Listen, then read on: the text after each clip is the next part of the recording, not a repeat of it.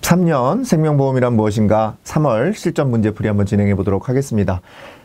매번 우리가 진행을 하지만요, 뭐 문제가 크게 바뀌진 않습니다. 중요한 부분들 계속해서 나오고 있고, 전체적으로 보면은 1번부터 20번까지는 삼지선다예요. 그래서 문제가 범위는 넓은데 문제는 오히려 답을 고르시기에는 좀 용이하고요. 3, 4편 생명보험이나 재산보험 같은 경우는 페이지가 작습니다. 범위가 작기 때문에 저희가 문제 푸는 그런 과정에서 말씀드리는 내용들 중심으로만 보셔도 됩니다. 근데 사지선다로 되어 있어서 조금 고르시는 데는 앞부분 이렇게 쭉 1번부터 20번 문제 푸시다가 갑자기 사지선다로 바뀌면 조금 어렵게 느껴지는 부분도 있습니다. 그래서 여러분들이 문제를 푸실 때 요령 중에 하나는요, 자신 있는 부분부터 푸시면 좋은데 그냥 저는 3편부터 보시면 좋을 것 같아요. 21번부터 문제 푸셔가지고 한 30번까지 푸시고 나서 그 다음에 다시 앞부분 보시면 여러분들이 좀 더 쉽게 수월하게 문제를 푸실 수 있다. 이런 부분 말씀 좀 드려보겠습니다. 말씀드린 대로 우리가 올해 뭐 개정도 되고 여러 가지 뭐 얘기가 나왔지만 실제로는 시험에서는 그렇게 크게 반영되거나 그렇지 않습니다. 그러니까 여러분들이 회사에서나 아니면 제가 지금 설명드리는 부분과 같이 늘 중요하다라고 하는 부분들 잘 보시면 좋은 그런 점수를 얻으시는 데는 크게 문제가 없지 않을까 이런 생각이 듭니다. 한번 문제 풀어보도록 하겠습니다. 1번 문제입니다. 우리가 이제 뭐 매번 나온다고 얘기할 수는 없지만 사회보험이나 민영보험들, 우리가 이제 알고 있는 어떤 국민건강보험이라든지 연금이라든지 이런 부분들, 산재보험이라든지 이런 부분들은 국가가 운영하는 보험이겠죠. 그렇기 때문에 국민들 간의 형평성을 고려한 거고요. 그죠? 그다음 민영보험이라고 하는 것은 어떤 계약에 따라서 여러분들 개별적으로 여러분들이 필요한 보험들, 그죠? 예, 여러분들이 뭐 건강보험이라든지 아니면 개인연금이라든지 이런 부분들에서 여러분들의 어떤 개인적인 니즈에 맞춰서 하는 거죠. 그러니까 이런 부분들은 법률로 정할 수는 없으니까 사회적 형평성이나 이런 것들이 아니라 개인의 개인의 어떤 그런 재정 상황이나 이런 거에 따라서 우리가 정해진다. 이렇게 보시면 되겠죠. 그래서 한번 보시면 틀린 거 고르는 문제입니다. 그래서 사회보험과 민영보험은 상호 보완, 그죠? 우리가 내가 예를 들어서 국민건강보험이나 연금이나 이런 것들이 있기 때문에 개인보험은 전혀 필요 없다 이런 게 아니라 그 부분이 완벽하지 않기 때문에 우리가 서로 상호 보완하고 서로 경쟁하는 그런 양면성을 가지고 있다. 맞는 지문이 되겠고요. 사회보험의 운영 취지는 당연히 사회보험이기 때문에 국가적인 그런 또는 사회적인 그런 형평성이 우선이 된다. 맞는 내용이 되겠습니다. 사회보험의 급여 같은 경우는 말씀드린 것처럼 우리가 건강보험료나 이런 부분들이 계약에 의해서 결정되는 게 아니라 뭐에서 결정되는 겁니까? 법률에 따라서 우리가 결정된다. 그래서 이 부분이 틀린 부분이 되겠습니다. 그래서 정답은 3번인데요. 계약에 의해서 결정되는 것은 뭐에 해당하는 건가요? 민영보험에 해당하는 겁니다. 그래서 여러분들 좀 전에 말씀드린 것처럼 사회보험, 민영보험이라고 하는 거, 사회보험은 여러분들 머릿속에 건강보험을 생각해 보시고, 민영보험은 여러분들이 개별 회사에 가입하신 그런 개별적인 건강보험이나 뭐 연금이나 이런 부분들을 한번 생각해 보시면서 이런 부분들이 어떻게 어떤 원리로 규제를 받고 있는가 이렇게 생각하시면 요 내용을 설령 모르셨다 하더라도 문제를 풀어보실 수 있는 풀 수 있는 그런 힌트가 되겠습니다. 그래서 정답은 3번이 되겠고요. 사회보험의 급여는 우리가 공영보험이기 때문에 법률로 규정되어 있다. 이런 거 기억하시면 좋겠습니다. 이게 이제 객관식이기 때문에 여러분들이 법률이다, 계약이다 이런 것들을 구분하실 필요는 없고요. 한쪽만 외워두시면 되겠습니다. 사회보험이든 민영보험이든 여러분들이 조금 더 쉽게 이해될 수 있는 부분들을 여러분들이 기억하시면 문제 푸시는 데는 어려움이 없을 것 같습니다. 자, 2번 문제입니다. 다음 중 보험료 산출 방식. 우리가 보험료 산출 방식에는 크게 보면은 지금 사용하고 있는 현금 흐름 방식, 그죠? 현금 흐름 방식이라는 게 있고, 그 다음에 과거에 우리가 썼던 3이원 방식이라고 있는 게 있습니다. 우리가 보험의 어떤 그런 3대 이원에 해당하는 3이원을 기준으로 해서 하는 방법이 있다. 이렇게 되어 있습니다. 근데 여러분들이 이제 이거 기억하시는 거, 이거는 정말 시험의 문제입니다. 자, 틀린 거 고르는 문제인데, 현금 흐름이 최근 거니까 이렇게 여러 가지 요소들을 반영을 해서 좀 더 보험료를 산출하는데 약간 좀 복잡하겠죠. 그죠? 그런 부분들이 있고, 과거의 것은 새로운 가격이나 이런 것들을 적용하는 데는 조금 한계가 있다. 요거는 우리가 이제 상식적으로 지금 현금 흐름 방식이 최근 거다, 3이원 방식이 과거 거다, 이런 정도의 이해만 가지시면 되는데, 국가까지 다 여러분들이 외우실 필요는 없겠죠. 실제로는. 그죠? 어느 나라에서 현금 흐름 방식 쓰고 있고 3이원 방식을 어디에서 쓰고 있다. 알 수 없죠. 그죠? 근데 그냥 여러분들 머릿속에 이렇게만 기억하시면 좋을 것 같아요. 일본, 대만, 좀 아시아 국가고 보수적이죠. 우리나라를 제외하고 일본, 대만은 3위원 방식을 쓴다. 예. 요게 시험에 나오는 거니까 여러분들 그냥 이렇게 암기하시면 됩니다. 일본이나 대만 같은 경우는 3위원 방식을 쓰고 있다. 그래서 정답은 네, 1번이 되겠습니다. 자, 일본하고 대만은 뭘 쓴다고요? 3위원 방식을 쓴다. 우리나라는 현금 흐름 방식, 우리나라 미국은 현금 흐름 방식을 쓰고 있다. 현금 흐름 방식이 조금 더 세련되고 새로운 가격 정책이나 이런 것들을 반영하기에 용이하다. 이런 정도만 기억하시겠습니다. 3번입니다. 다음 표에서 설명하는 보험계약의 보장 개시일.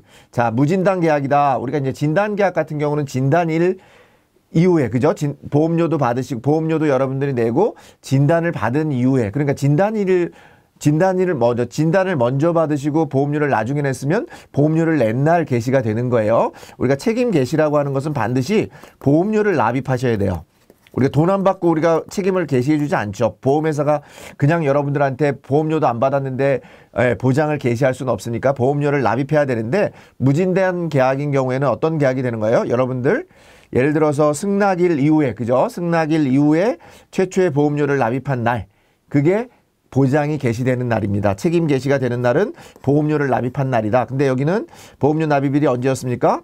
9월 4일이었습니다. 그죠? 9월 4일이니까 승낙일 다음이니까 9월 4일 날 우리 이 계약은 보장이 개시된다. 그래서 정답은 1번입니다. 어렵지 않고요. 그냥 거저주는 문제예요. 여러분들 보험료를 납입해야, 보험회사가 그냥 땅 파서 장사하는 거 아니니까 보험료를 납입해야 책임이 개시된다. 근데 우리가 무진단 계약인 경우에는 승낙 이후에 그런 보험료를 납입한 날, 그날 이후부터 우리가 납입한 날로부터 우리가 책임이 개시된다. 그래서 9월 4일 정답은 1번이 되겠습니다. 4번입니다. 다음에 보기에서 설명하는 제도.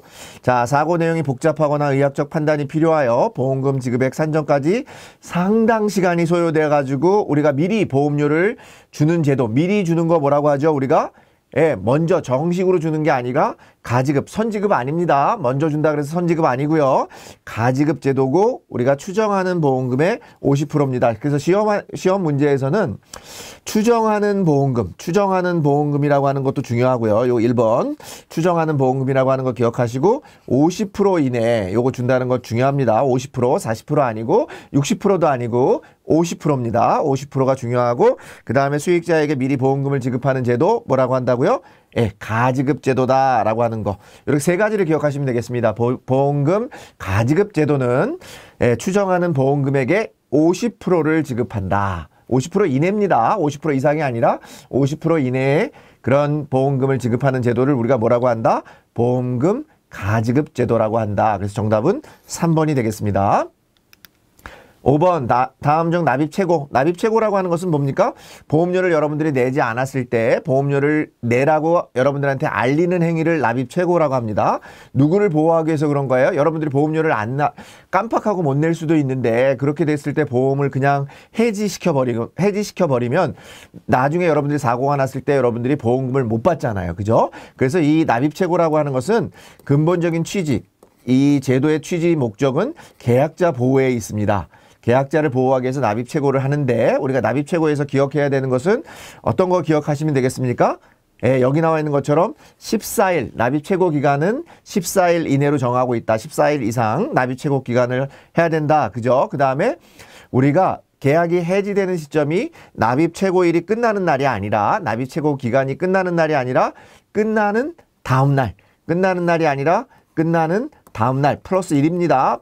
끝나는 다음 날에 해지가 된다라는 거고, 우리가 전자문서 같은 경우로 했을 경우에도 전자문서 수신을 동의를 해야 송신할 수 있다라는 겁니다. 수신을 조건으로 해서 송신하면 전자문서로도 납입 최고가 가능하다. 반드시 뭐 우편이나 이런 걸로 하는 게 아니라 여러분들한테 고지해가지고 지금 보험료가 미납됐으니까 언제까지 14일 이내에 여러분들이 보험료를 납입해달라고 했고, 그 납입하는 날, 끝나는 날 다음 날에 계약이 해지된다는 것을 여러분들한테 알리고 나서, 그죠? 알리고 나서 그 다음에 여러분들이 보험료를 내지 않았을 경우에 보험계약은 해지됩니다. 아시겠죠? 그러니까 정답은 2번이 되겠습니다. 그죠? 사실과 다른 거. 끝나는 날이 아니라 뭐라고요? 끝나는 날에 다음 날. 그죠? 이런 표현들도 뭐 그냥 어렵지 않게 여러분들이 이해하시면 되겠죠? 끝나는 날에 다음 날이다. 이렇게 보시면 되겠습니다. 자, 6번 문제입니다. 다음 중 보험계약자 등이 가지는 통지 의무. 자, 우리가 지자 들어가는 의무가 2개 있습니다. 계약하기 전에, 보험 계약하기 전에 알리는 거 고지 의무, 계약 전 알릴 의무라고 하고, 그 다음에 계약 후 알릴 의무를 우리는 통지 의무라고 합니다. 계약 전에는 여러분들이 이런 것 때문에 보험에 나는 이런 일들이 있으니까 여러분들 보험회사가 이걸 잘 알고 보험을 가입시켜 주세요 하는 거고, 그 다음에 내가 보험 가입하고 나서는 내가 이런 일이 사고가 나가지고 또는 이런 거의 위험성이 높아지고 그래서 보험회사에 미리 알려서 그런 부분들이 있기 때문에 보험금을 청구합니다 라고 하는 부분이 통지 의무가 되겠습니다. 요 두 가지를 위반했을 경우에는 다 해지 사유가 됩니다. 무효나 취소 사유가 아니라 해지 사유가 된다는 거 하나 기억하시면 되겠고요. 피보험자는 주소 또는 연락처가 변경된 경우에는 우리가 피보험자 같은 경우는 고지 의무의 의무 대상자지만 우리가 주소 변경이나 이런 것들은 피보험자의 의무가 아니라 수익자에 대한 의무입니다. 그래서 계약자와 수익자가 가져야 되는 의무고요.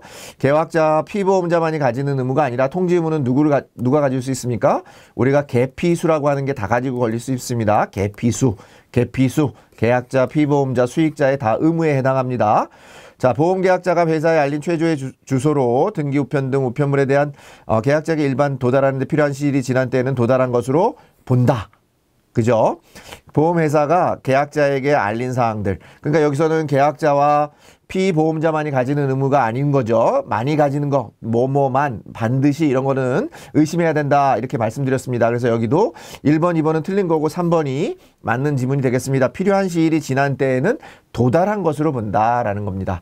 무한정 기다릴 수가 없고 일정한 기간이 지난 때에는 필요한 시일이 지난 때에는 우리가 계약자에게 도달한 것으로 본다. 그래서 정답은 3번이 되겠습니다. 7번 문제입니다. 보기에서 설명하는 직업 뭡니까? 피보험자의 보험계약 청약에 대한 인수 여부 결정하는 사람은 누굽니까? 네, 언더라이터죠. 그래서 정답은 2번이 되겠습니다. 언더라이트에 대한 설명입니다. 우리가 다음 이 질문처럼 직업이 뭐냐 그래서 우리가 클레임 담당자일 수도 있고요. 근데 여기처럼 보험계약 청약에 대한 인수 여부를 결정하는 거 누가 한다고요? 예, 언더라이터가 한다. 이들이 하는 업무를 뭐라고 한다고요? 예, 언더라이팅 업무라고 합니다. 그죠?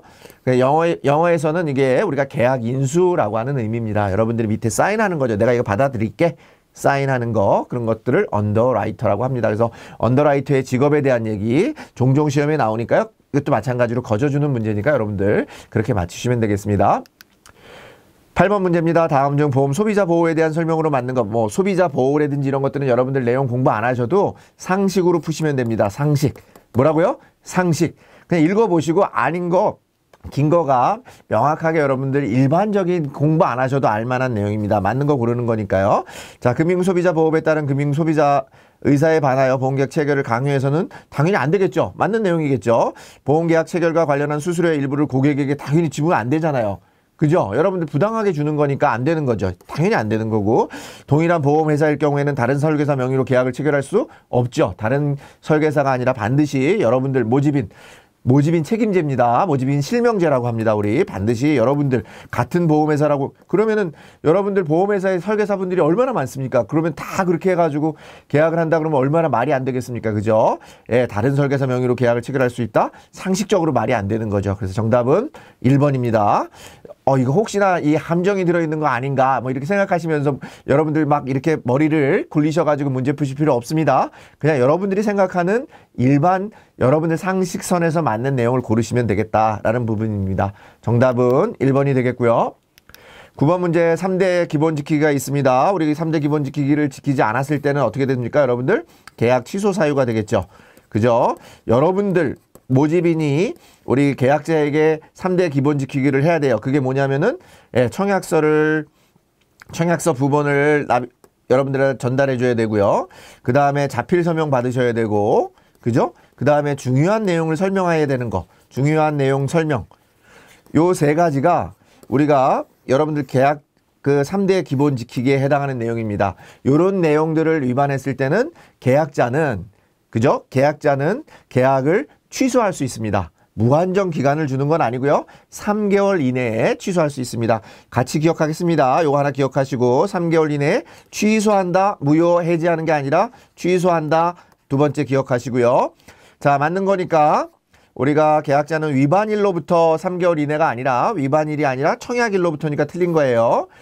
자, 요건 까다롭게 요거 문제를 요 안에 숨겼습니다. 보험 설계사는 계약자여 보관용 청약서 전달을 보험 약관의 교부와 중요한 내용에 대한 설명으로 대체할 수 없습니다. 반드시 요 세 가지는 여러분들이 지켜야 되는 의무가 되기 때문에 대체할 수 없습니다.